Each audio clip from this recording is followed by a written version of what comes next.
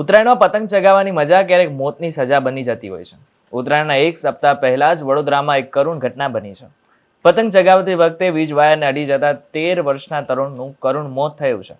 બાળકના મોતથી પરિવારમાં માતમ છવાઈ ગયો છે. ત્યારે શું છે સમગ્ર મામલો જાણીશું આપણે આ વિડીયોમાં. નમસ્કાર, આપની સાથે હું છું કરણ.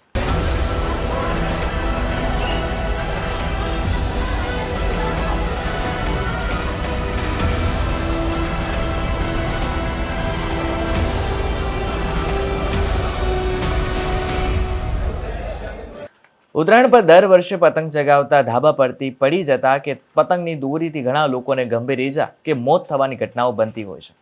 વડોદરામાં સયાજીગંજ વિસ્તારમાં પતંગ ઉડાવતી વખતે તરુણનું મોત થતાં ભારે ચકચાર મચી છે.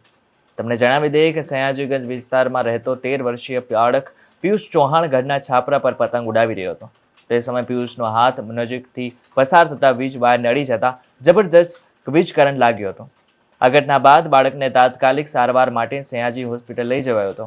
જોકે હોસ્પિટલમાં તપાસ બાદ ડોક્ટરે પિયુષને મૃત જાહેર કરાતા પરિવારમાં શોકનો માહોલ છવાઈ ગયો છે. જોકે સ્થળ પર પહોંચેલી પોલીસનું કહેવું છે કે વીજ વાયર કોઈ જગ્યાએથી કપાયેલો નથી.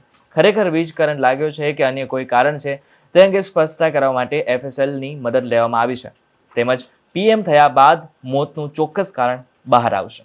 મહત્વની વાત તો એ છે કે કિશોરના પિતાનું 8 મહિના પહેલા જ મોત થયું હતું. હિન્દુ ધર્મમાં ઉત્તરાયણનું વિશેષ મહત્વ છે.